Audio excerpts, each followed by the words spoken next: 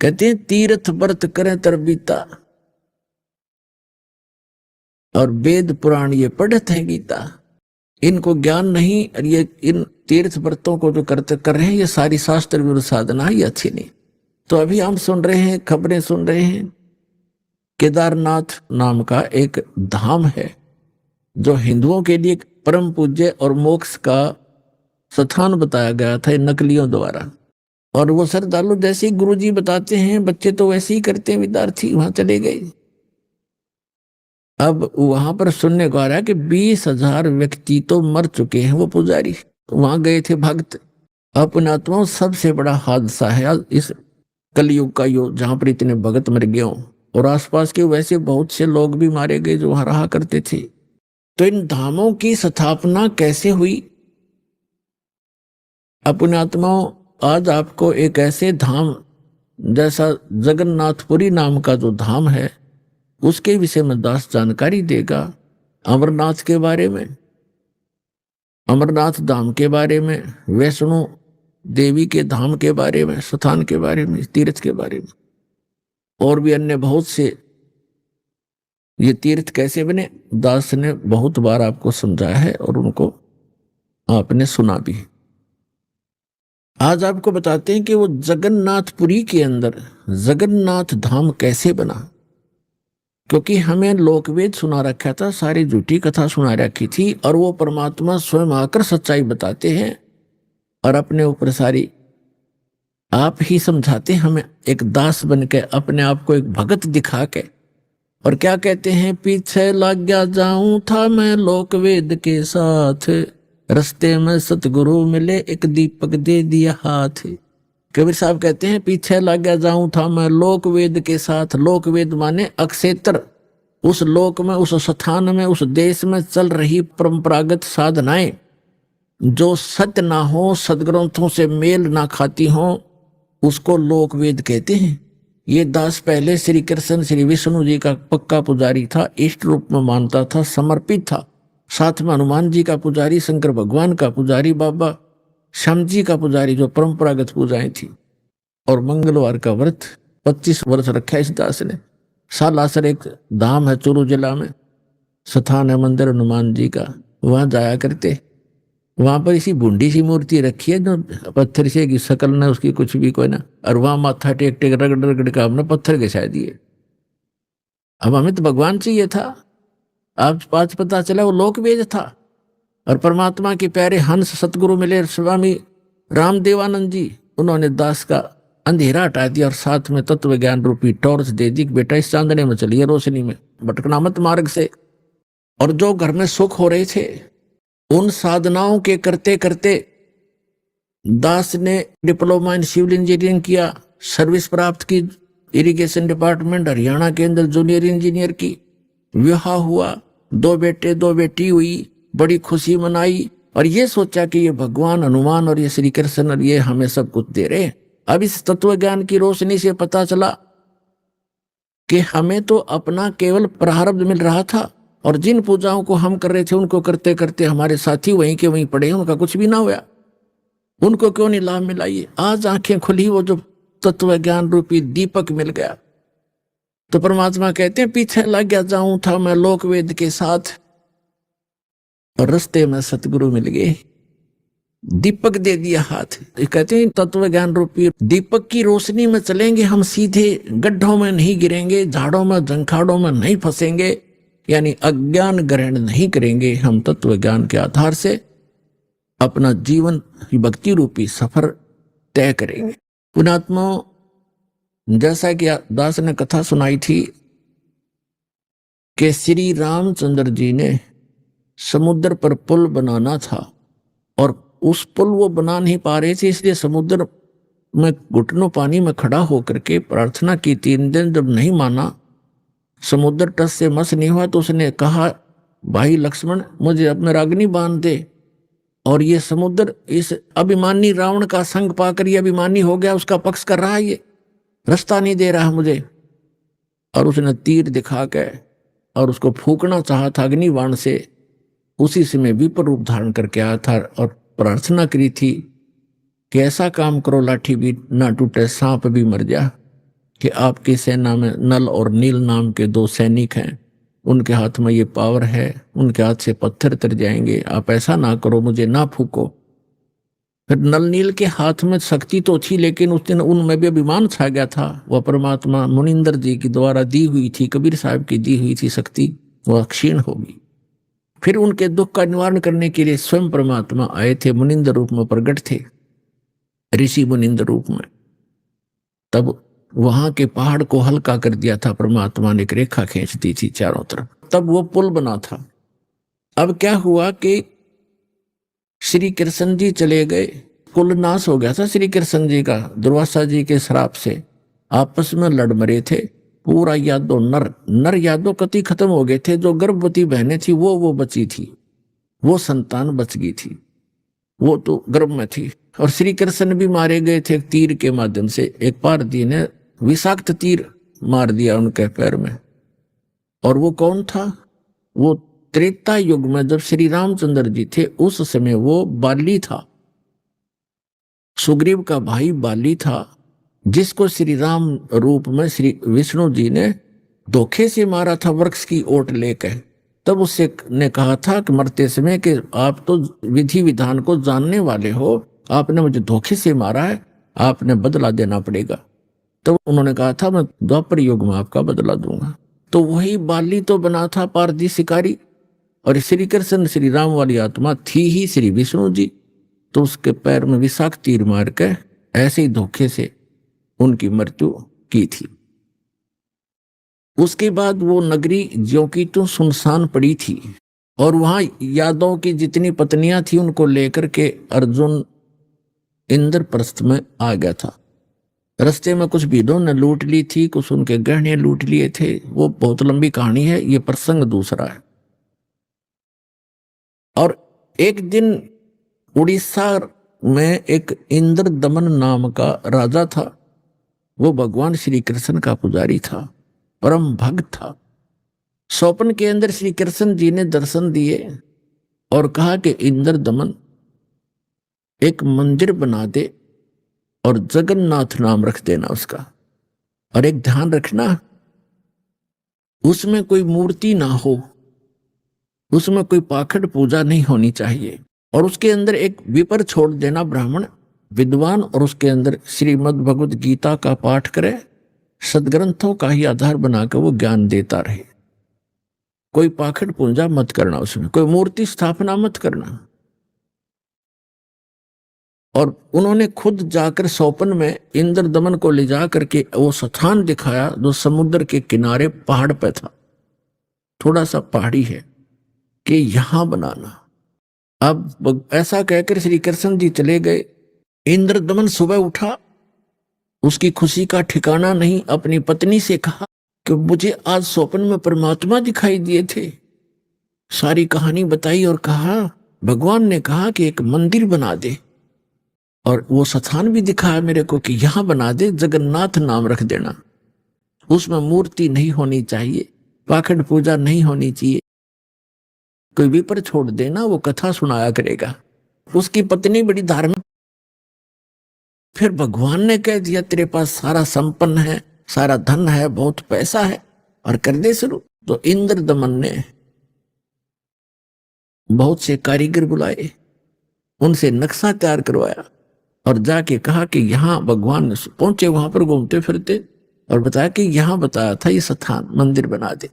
अब कारीगरों ने तो दर्दी नीम ज्यों की तो, और मंदिर बना के तैयार कर दिया। अब जो ही मंदिर बन चुका, अगले दिन पूजा के दिन समुद्री तूफान उठा, बहुत भयंकर, जैसे साइक्लोन कहते हैं। ये कई बार आता उड़ीसा के अंदर, तो बहुत तबाही मचा देता है, ढा देता है मंजिलों को भी, मकानों को भी। ऐसा तूफान उठा 40 फुट ऊंचा, बहुत स्पीड का, ऐसे घूमता हुआ, और मंदिर को खत्म कर दिया, नामो निशान मिटा दिया। दूसरी बार फिर बनाया, दूसरी बार भी ऐसे ही हो गया, तो ऐसी स्थिति में आती। तीसरी बार फिर बनाया, ऐसे ही। चौथी बार फिर बनाया, क्योंकि आदेश था भगवान का। अपने दुर्भाग्य को कोस रहा था कि भगवान के आदेश का मैं पालन नहीं करा। कहने का भाव ये है कि खजाने का कोस भी खत्म हो गया, और 4-5 बार समुद्र ने ऐसी ही घटना कर दी। राजा बड़ा चिंतित हुआ कि भगवान ने एक सेवा दी थी, मैं वो नीच कर नहीं पा रहा हूं, दुष्ट हूं, दुर्भाग्य है मेरा, के मुंह दिखाऊंगा भगवान को उसके गोलोक में जाके।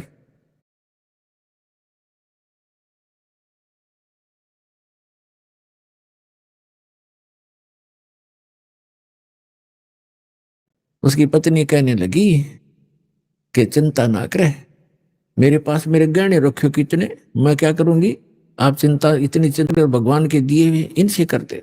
तो उसने सारे गहने गहने बेच के किया। अब जो ही मंदिर बन रहा था, इतने में गोरखनाथ जी आ गए, क्योंकि वो पहचान तो उसको सके नहीं। परमात्मा ने, कबीर जी ने बताया कि वो गोरखनाथ थे, एक सिद्ध पुरुष थे। राजा से कहा कि राजा, इतना बढ़िया मंदिर बना रहे हो, उसमें मूर्ति होनी चाहिए भगवान श्री कृष्ण और उसकी बहन सुभद्रा की और बलराम की, बगैर मूर्ति के मंदिर कैसा। उन्होंने कहा, राजा ने कहा कि भगवान ने सौपन में मुझे मना किया था कि सौपन तो सौपन ही होता है, हमारे आदेश का पालन करो। ला ला कर ली।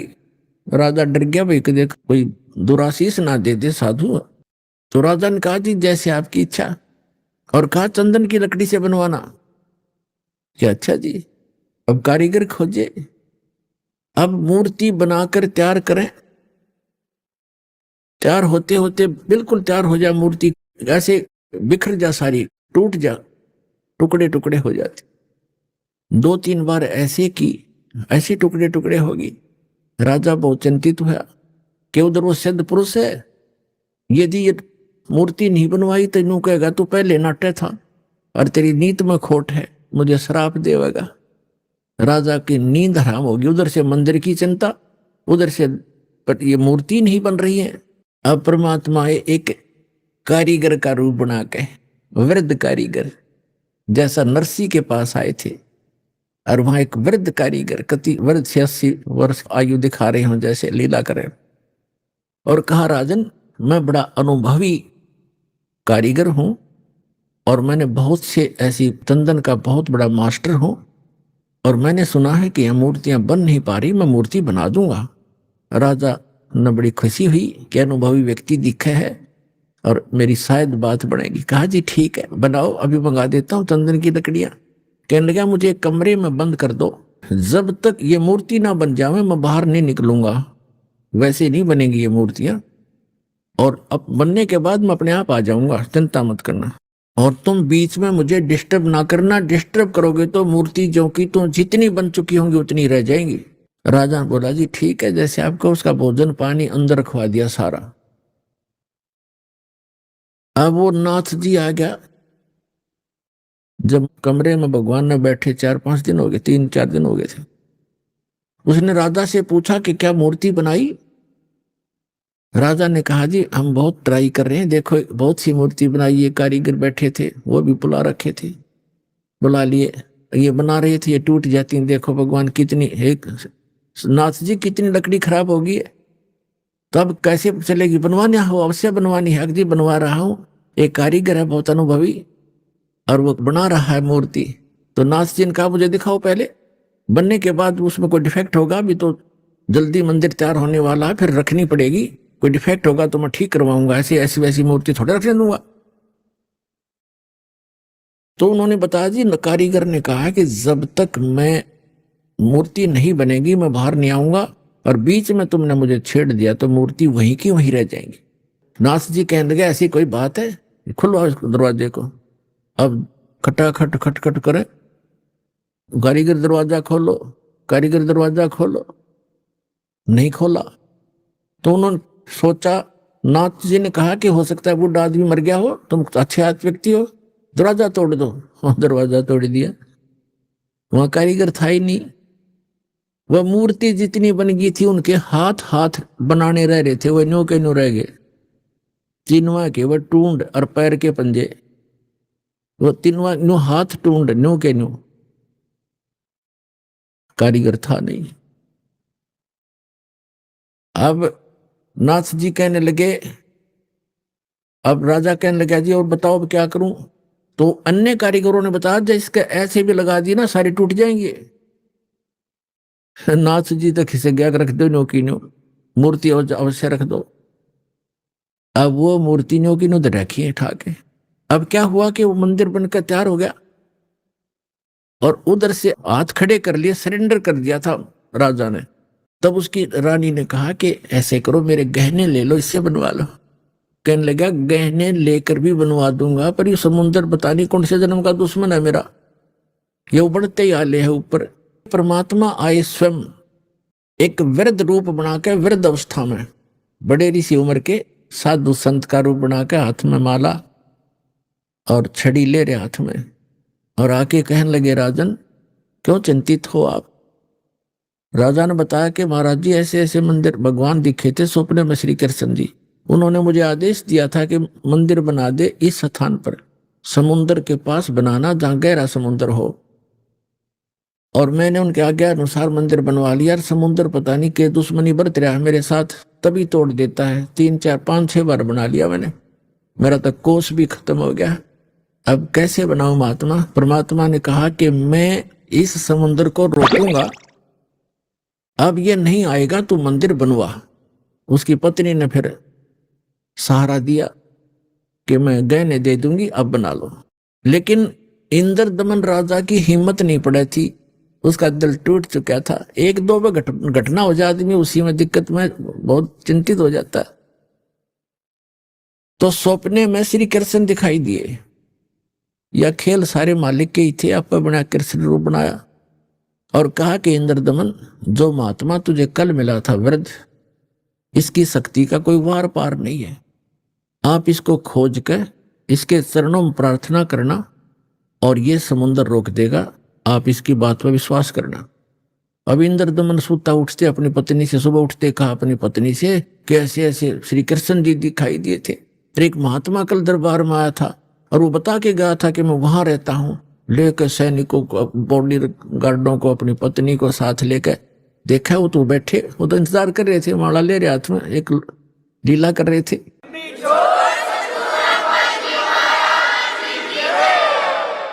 चरणों में मत्था टेक्या और कहा भगवान आप समुद्र रोक दो, मैं बना दूंगा मंदिर।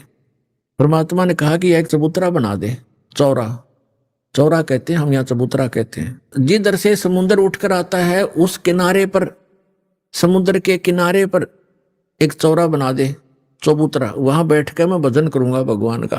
वो तो लीला कर रहे थे भगवान का तो मंदिर टूटने लग रहा, भगवान ना बचा पा रहा जिसको हम भगवान मानते थे। बोले ठीक है, चबूतरा तराश का पत्थर बड़ा बढ़िया वो बना दिया, चबूतरा, चौरा बोलते हैं उसको। और वहां परमात्मा बैठ के माला लेकर, एक वो समरणी, ऐसे समरणी होती है, ये एक हाथ सारा लेकर बैठ जाते हैं, उसको फावड़ी सी बोल रहे हैं उसको, वो साथ में लेकर बैठ गए। नु मंदिर बनकर तैयार हो गया कति, और मूर्ति उधर से मालिक ने बनाई दी थी। वह समुद्र एकदम उठा 40 फुट ऊंचा और तूफान का रूप धारण किया, और परमात्मा ने ऐसे कर दिया। अब जहां वो था समुद्र वहीं रुक गया, इतना वेग से आ रहा था वो पानी, ऐसा रुक गया जैसे पहाड़ बन जाता है, ना नीचे जावे ना ऊपर, ना आगे ना सरके, वहीं खड़ा हो गया।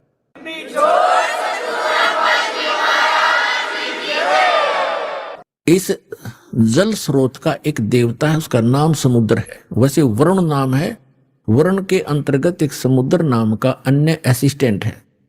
तो समुद्र आएगा वहां पर विपर रूप धारण करके, और कहा भगवान मुझे जाने दे आगे, यानी चलने दे मेरे जल को, जो मैंने आज्ञा दी है इसको जाने दो जल को आगे। परमात्मा ने कहा क्या करेगा तू आगे जाकर, कि इस मंदिर को तोड़ूंगा।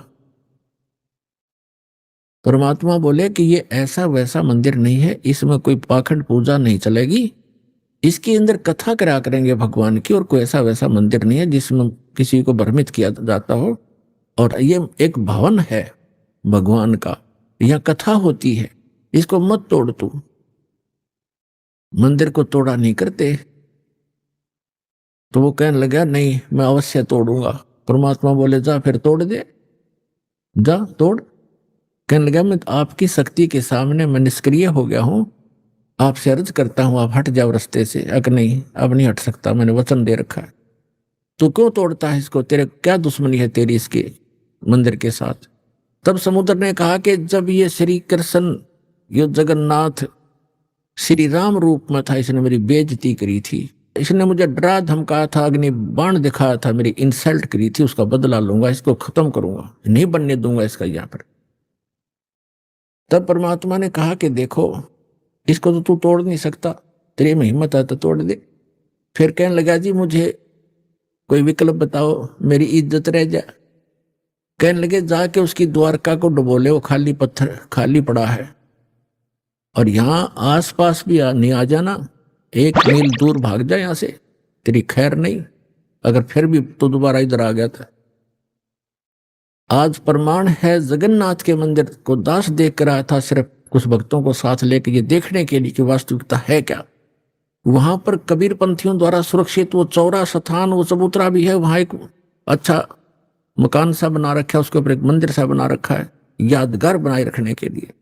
और उन्होंने भी यही कथा सुनाई कि यहां बैठकर भगवान कबीर परमेश्वर जी ने समुद्र रोका था। मंदिर वहां से लगभग 1.5 किलोमीटर दूर है,